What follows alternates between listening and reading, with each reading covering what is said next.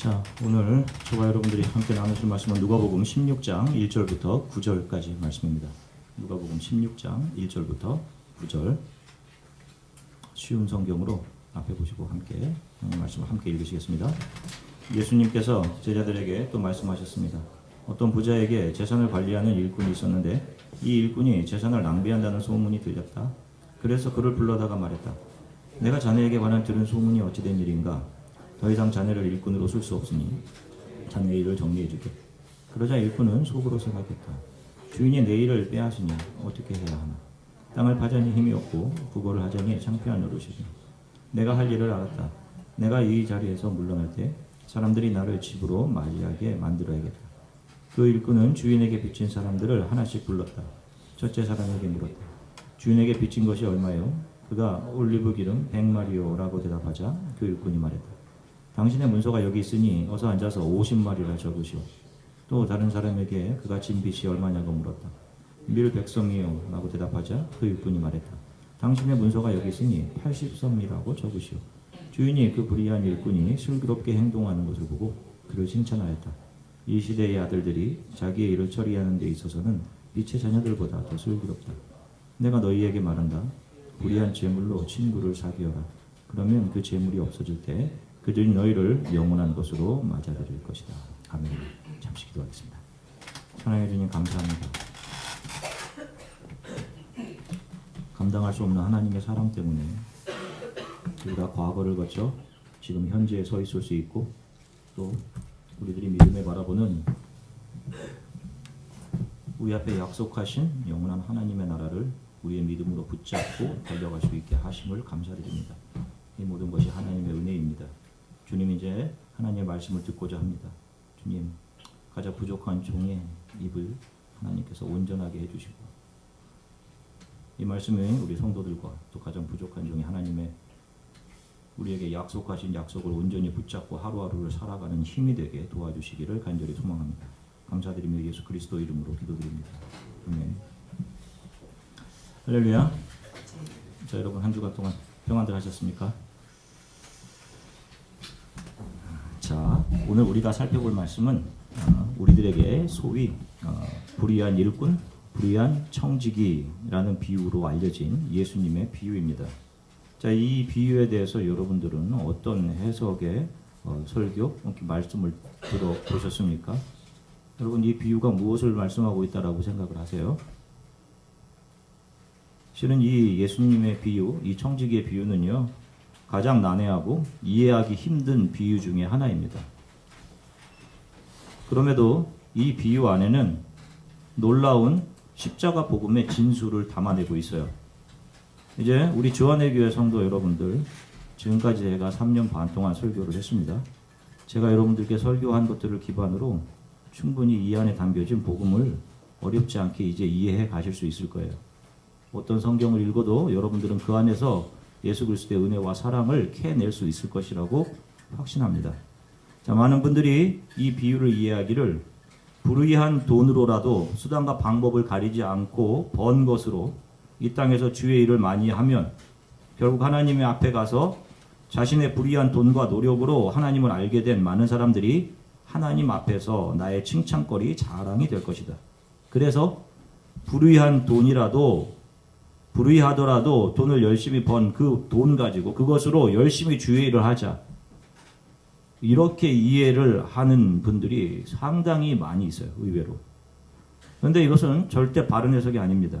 불의는 하나님 앞에 어떤 것이라도 정당화 될 수 없어요. 하나님이 돈이 없으셔서 불의한 방법으로라도 돈을 벌어서 그런 물질 가지고 주의 일을 하기 바라시겠습니까? 여러분, 그렇지 않아요, 여러분. 늘 말씀드렸듯이 성경은 우리에게 도덕이나 선, 인간의 열심을 붙이기는 그런 책이 아닙니다.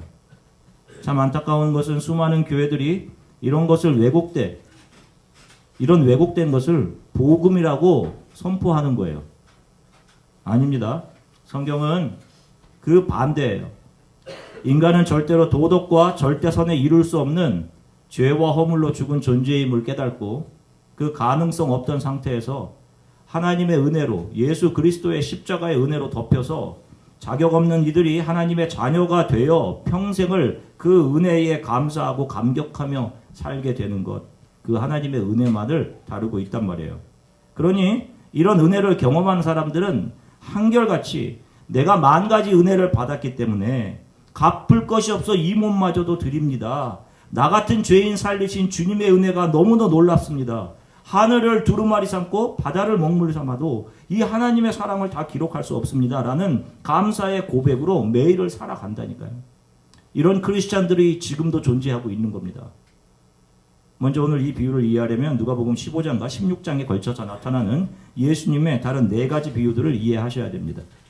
자, 15장에는 잃은 양의 비유가 나오고, 그 다음 잃어버린 동전 드라크마의 비유가 나오고, 그 다음 탕자의 비유가 나옵니다. 잃은 아들의 비유라고 하죠. 그리고 오늘 16장에는 불의한 청지기 일꾼의 비유가 나오고, 그 뒤를 이어서 거지 나사로와 부자의 비유로 15장 16장에 예수님의 비유가 맞춰요. 자, 이 비유들의 주인공이 누구인지 이것을 아는 것이 오늘 이 비유를 이해하는 데도 굉장히 중요해요. 잃은 양의 비유에서도 그렇고, 잃어버린 동전 드라크마의 비유에서도 그렇고, 잃어버린 양과 잃어버려진 한 드라크마를 누가 찾습니까? 누구의 열심으로 누가 찾냐면 바로 주인입니다. 집을 나간 둘째 아들의 비유도 마찬가지예요. 아들이 한 일이라고는 불의한 일밖에 없어요. 그죠? 아버지의 것을 자신의 것이라고 챙겨나가서 자기가 원하는 대로 호랑방탕하며 이 세상에서 사용한 것 뿐입니다. 결국 자신의 실존을 발견한 그는 아버지 곁에 있을 때를 추억하며 그때가 행복했음을 깨닫고 아버지께 나를 종의 하나로 여겨달라고 부탁하리라 라고 결심하고 집으로 돌아가요. 자, 그런데 누가 먼저 달려 나와서 이 아들을 맞이합니까? 아버지예요. 아버지가 먼저 기다리고 계시죠? 그리고 감히 아버지의 아들이라 불릴 자격이 없습니다. 종이 하나로 여겨주세요 라고 했던 그 불의했던 아들을 아니다, 이는 죽었다가 살아난 거듭난 내 아들이다 라고 그 손가락에 상속자의 반지를 끼우시는 아버지의 일방적인 용서와 은혜와 사랑을 다룬단 말이에요. 자, 모든 비유의 주제가 주인, 아버지의 은혜와 긍휼을 다룹니다. 자, 그런데 갑자기, 자, 보세요. 그렇게 긍휼과 아버지의 은혜를 다루다가 갑자기 불의한 청지기의 비유에서 와서 우리의 불의한 물질이라도 그것으로 하나님을 기쁘게 하시는 일을 해서 천국의 상급을 쌓자, 이런 교훈을 주시기 위해서 갑자기 이 비유가 주어졌지 않았을 것은 분명한 거예요. 맥락을 보더라도. 분명 누가복음 15장 16장에 펼쳐진 5개의 비유들은 하나같이 한 주제를 이야기하고 있는데, 그것은 주인, 아버지의 하나님의 은혜와 긍휼을 담아내고 있고, 구원은 우리 인간 쪽에서의 그 어떤 노력과 열심으로 이루어지는 것이 아니라 오직 하나님의 은혜와 긍휼로만 이루어진다는 것을 보여주는 겁니다. 그러므로 오늘 우리가 다룰 이 불의한 청지기의 비유 역시 하나님의 은혜와 긍휼을 전달하는 비유인 것이 분명해요. 자, 오늘 본문 1절을 보시겠습니다. 함께 읽을게요. 쉬운 성경으로 함께 읽으시겠습니다. 예수님께서 제자들에게 또 말씀하셨습니다. 어떤 부자에게 재산을 관리하는 일꾼이 있었는데 이 일꾼이 재산을 낭비한다는 소문이 들렸다. 자, 이 비유의 시작은 한 고발, accused, 한 고발에서 시작돼요. 자, 중요한 단어입니다. 이 비유에서 고발, accused라고 하면, 자, 이 고발의 내용은 청지기가 주인이 맡겨주신 재산을 낭비하는 것이었습니다. 자, 이 일이 주인의 귀에 들어가게 되었어요. 그래서 주인으로부터 너는 이 일을 더 이상 하지 못하게 될 것이다 라는 경고를 받죠. 자신의 불의가 드러났음에도 불구하고 주인에게 돌아가 잘못했다라고 빌기는커녕 청지기는 더 불의한 일을 생각해내고 그 일을 실행합니다. 자기의 앞길이 막막해졌다고 생각하고 자신이 채용 증서를 써주었던 사람들을 불러서 빚을 탕감해주죠. 그리고 그렇게 하면 언젠가 자신이 주인으로부터 쫓겨나게 될 때 그때 자신의 미래에 그들이 나에게 도움을 줄 것이다, 이런 생각을 합니다. 분명히 불의한 행동이죠. 자, 그런데 주인이 이 청지기를 어떻게 평가합니까? 나중에 보니까 그를 지혜롭다라고 칭찬한단 말이에요. 계속적으로 만들어내는 것마다 이기적이고 자신이 이 땅에서 살 궁리만 일삼는, 어떻게 하면 내가 이 세상에서 잘 살까, 그 궁리를 일삼는 청지기를 주인은 지혜롭다라고 나중에 칭찬하신단 말이에요. 그래서 이 비유가 어려운 겁니다. 그러면 도대체 이 주인이 칭찬한 내용이 무엇일까요? 그것을 이해하는 것이 이 복음, 이 비유가 담고 있는 그 비유 안에 담겨진 복음을 이해하는 키입니다. 자, 주인이 칭찬한 것은 청지기의 지혜입니다. 그렇죠? 청지기의 지혜입니다.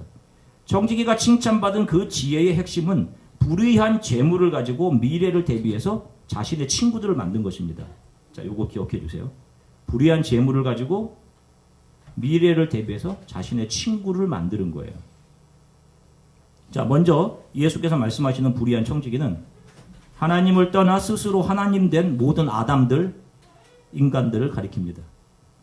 원래 인간은 하나님만 절대 의존하는 존재로 창조되었죠. 에덴에.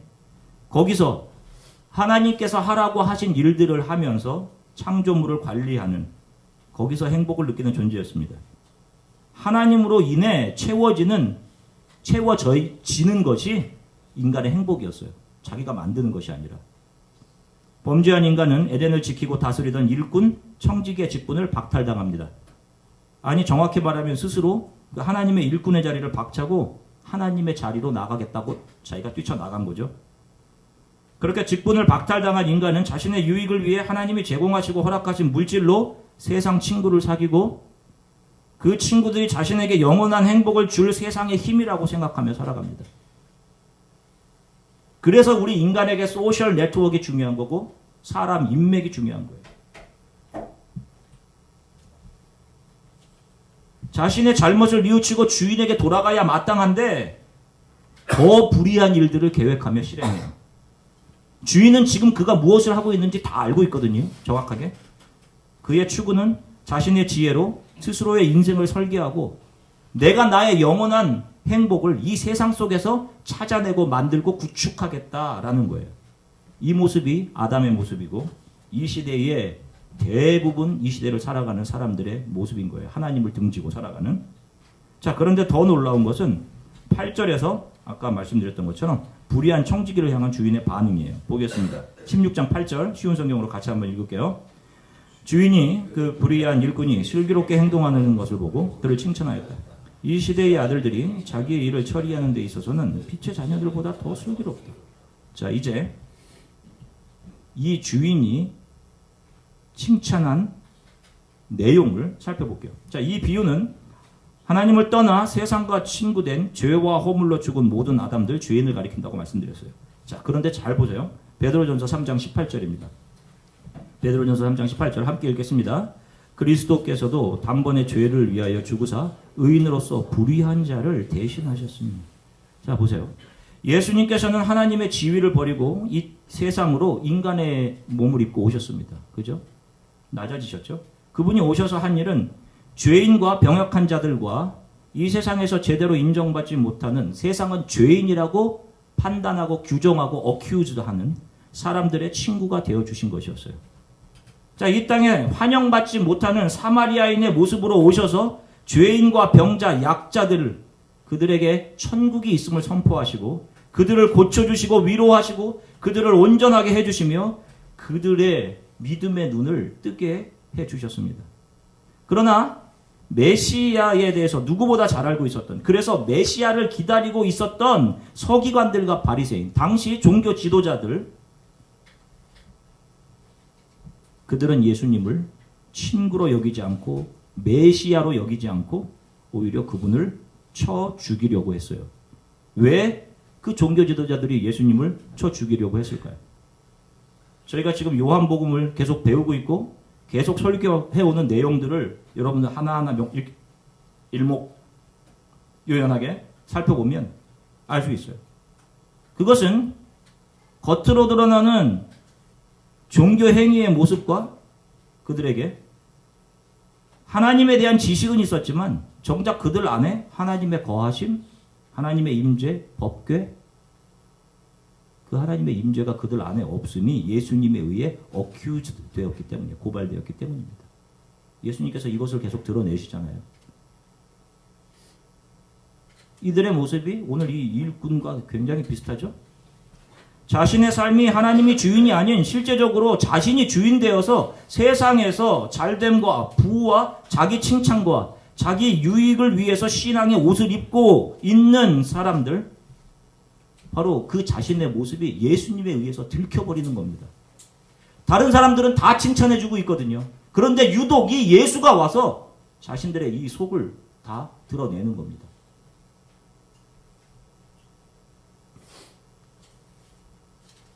예수님께서 안식일의 긍휼로 38년 된 병자를 고쳐주시죠.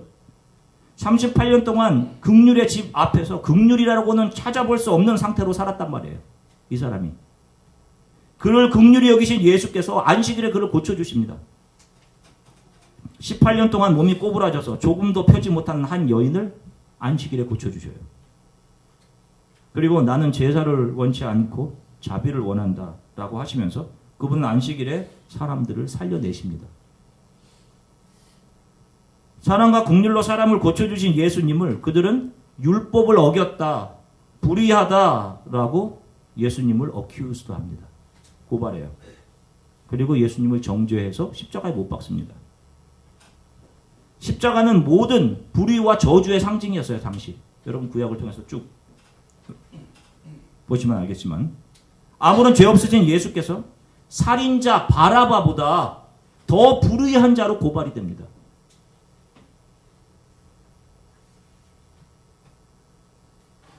그렇게 고발되어 가장 불의한 자들의 정죄를 받아 저주와 불의의 상징인 십자가 위에서 죽으셨단 말이에요. 예수님은 불의가 없으신 분이십니다. 죄가 없으신 하나님이세요. 그런 그분이 율법에 의해서 고발당하셔서 십자가에서 죽으셨습니다. 자, 그분에게 내려진 불의라는 정죄는 저와 여러분 모든 인간들을 고발하고 있는 율법, 그 율법이 명시하고 있는 이웃사랑과 하나님 사랑을 할 수 없는 자들로 고발되어 드러난 저와 여러분들의 불의예요. 저와 여러분들이 하나님 사랑을 할 수가 있어요? 저와 여러분들이 이웃사랑을 하실 수 있습니까?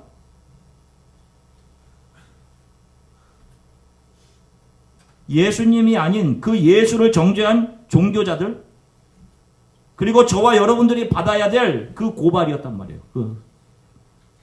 그 율법에 의해 우리들이 불의한 자로 드러나서 우리들이 받아야 하는 모든 손가락질과 저주와 멸시, 영원한 죽음의 선고를 그 예수가 다 뒤집어 쓰시고 불의의 옷을 본인이 입으시고 십자가에서 달리신 거예요. 그리고 그 위에서 저들을 용서하소서, 모든 죄를 저들에게 돌리지 마시고 나에게 돌리소서 하시고 그들을 위해 십자가에서 죽으신 겁니다.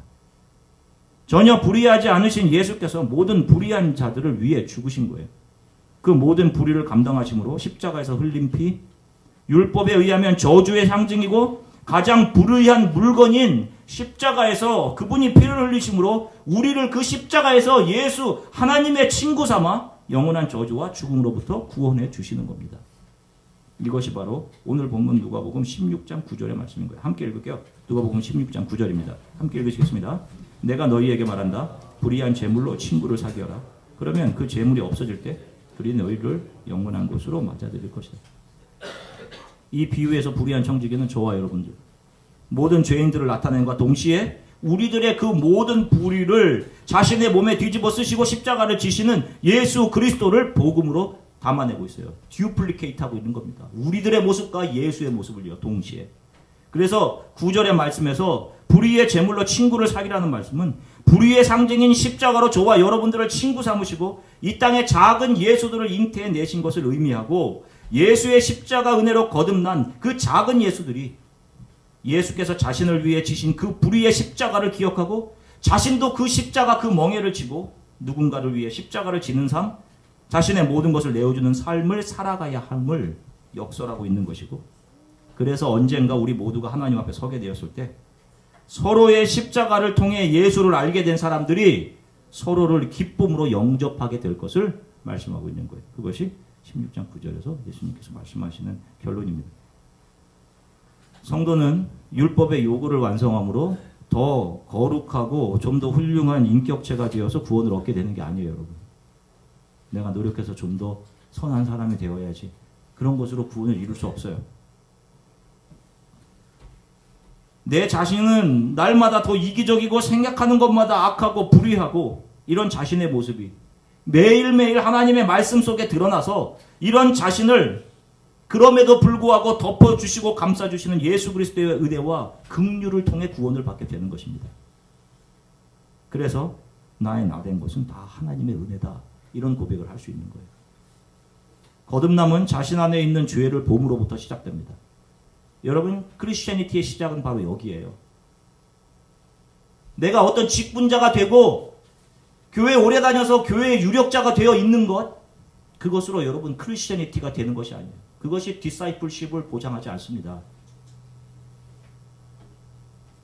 내 안에 있는 죄가 얼마나 크고 사악한지, 내 안에 뱀처럼 또아리 치고 들고 있는 내 안에서 나를 움직여 하나님으로부터 멀어지게 하는, 내 욕망이 이끄는 대로 나를 이끌고 가고 있는 그 죄를 봄으로부터 시작되는 거예요. 성도, 이런 자신의 죄를 예수의 발 앞으로 가지고 와서 내가 죄인입니다.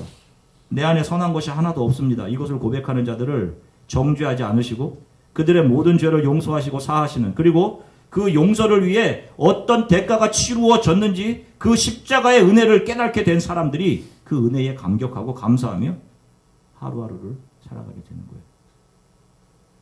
이런 자들은 주인의 은혜를 알기 때문에 자기가 탕감받은 1만 달란트의 은혜에 비하면 아무것도 아닌 100데나리온의 사랑과 은혜를 이웃들에게 나눠주고 탕감해주며 살다가 하나님 앞에서 그분이 우리를 칭찬하실 때, 아닙니다, 제가 한 것이 아무것도 없습니다, 부끄럽습니다, 이렇게 하나님 앞에 서게 되는 거예요. 여러분, 이런 크리스찬들이 이 땅에서 자신의 생각과 다른 사람들이나 다른 크리스찬들을 어떻게 대하겠어요? 긍휼과 사랑이며 이해일 것이 분명합니다. 그렇지 못한 껍데기, 회칠한 무덤들, 사단의 자식들이 자신의 의의 기준으로 다른 이들의 연약함을 평가하고 판단하는 거예요. 나는 저들과 같지 않음을 감사합니다 하는 겁니다. 자신의 죄와 그 죄를 덮어내신 십자가의 용서를 전혀 알지 못하기 때문에 그런 거예요. 이들이 하나님 앞에서 무엇이라고 얘기해요? 내가 이런 일을 했습니다. 내가 금식도 하고 봉사도 하고 헌금도 하고 11조도 했습니다 라고 이야기하잖아요. 그렇게 말할 때 하나님이 그들을 향해 뭐라고 하십니까? 내가 너희를 도무지 알지 못한다 라고 하시며 그들을 영원한 어둠으로 쫓아내시는 거예요. 여러분, 우리들의 모습이 어떻다고 생각하십니까? 여러분, 우리가 얼마나 고상해요? 우리가 배운 지식이 우리를 대변한다고 생각하세요? 우리의 죄를 가릴 수 있다고 생각해요? 우리의 죄성을?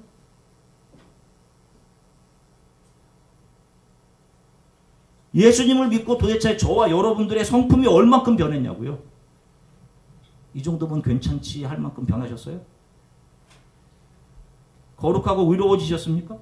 정의롭고 여러분들의 지혜, 지식이 다른 이들보다 더 탁월하고 월등하다라고 생각을 하세요?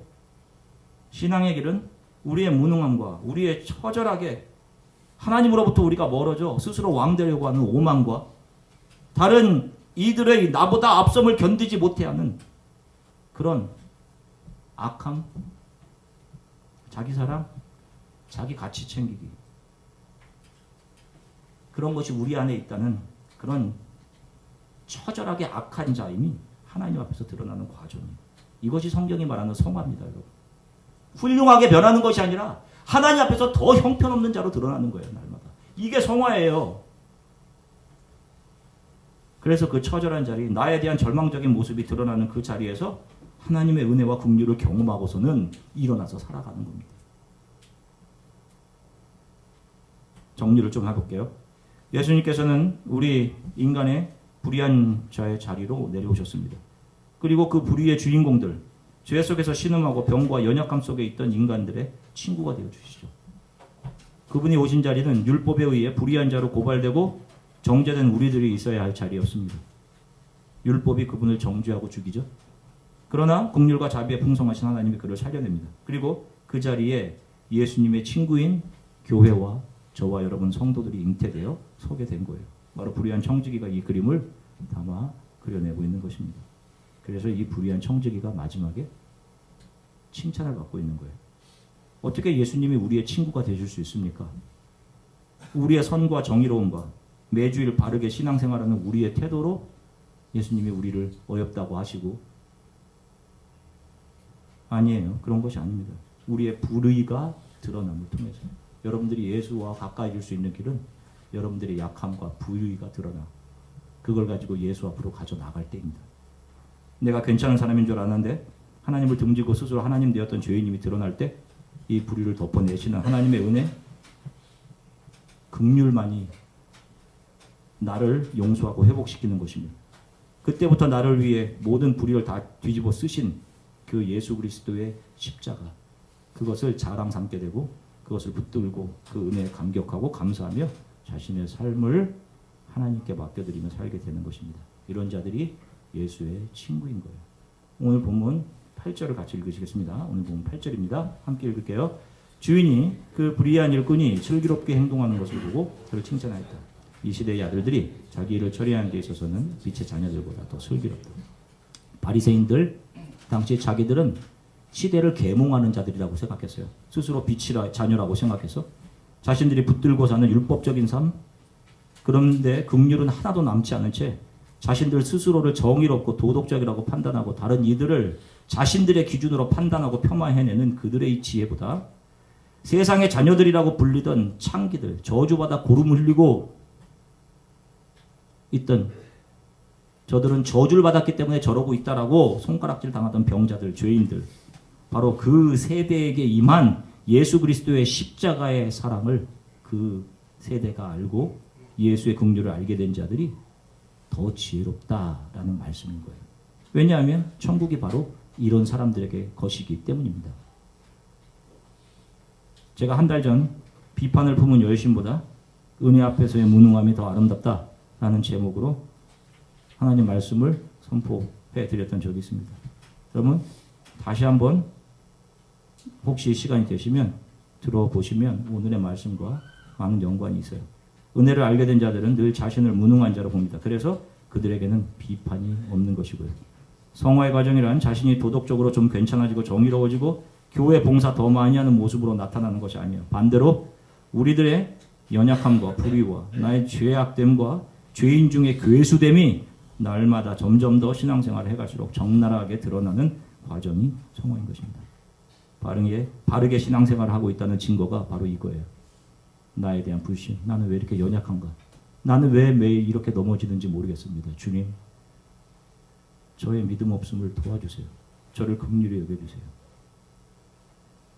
성경에는 선하게 살자, 약자의 권익을 보호하자, 사회를 개혁하자, 살기 좋은 세상을 만들자라는 정의나 선을 부추기는 선동이나 이 세상에서 출세에 잘 사는 방법 등은 한 줄도 기록되어 있지 않아요. 오직 인간의 타락과 부패함, 그 인간의 죄와 저주, 오만함, 하나님 없다함, 그러다 영원한 지옥으로 끌려갈 인생을 덮어 안으시는 하나님의 무조건적인 사랑과 긍휼, 구원이 흐르는 물줄기처럼 구약과 신약을 통해 기록되어져 있는 것입니다. 기억하십시오. 성도는 이 땅을 살아갈 때 주인 되시는 하나님이 어떤 분이신지를 드러내는 자로 살아가는 자들이에요. 나의 주인이 누구신지 그분을 드러내는 자로 살아나는 것이지, 내가 누구인지, 내가 어떤 존재인지 나를 세상 속에서 드러내기 위해 하나님의 힘을 빌어오는 자들이 아닌 거예요. 사랑하는 주안의 교회 성도 여러분, 날마다 주 안에서 여러분들의 연약함과 약함이 발견되어서 예수의 발 앞에서 울고 애통하는 자들로 드러날 수 있기를 바라요. 너무 잘하려 하지 않으셔도 돼요, 여러분. 너무 거룩해 겉으로 드러나는 모습이 없어도 됩니다. 여러분들의 자리가 예수의 발 앞에 있으면 되는 거예요. 저를 긍휼히 여겨주십시오. 이름에도 불구하고 내게 증표가 있습니다. 그것이 나를 구원하신 예수 그리스도, 불의의 증거, 바로 주가 불의의 자리로 내려와 피 흘려 주신 그 십자가가 내게 있습니다. 이 십자가를 붙듭니다. 하시면 되는 거예요. 그때 하나님의 긍휼이 강같이 여러분들을 덮어 예수의 생명으로 다시 일어서 살아가게 하시는 겁니다. 여러분 이러한 삶을 한 주간 살아가시기를 간절히 축원합니다. 잠시 기도하겠습니다.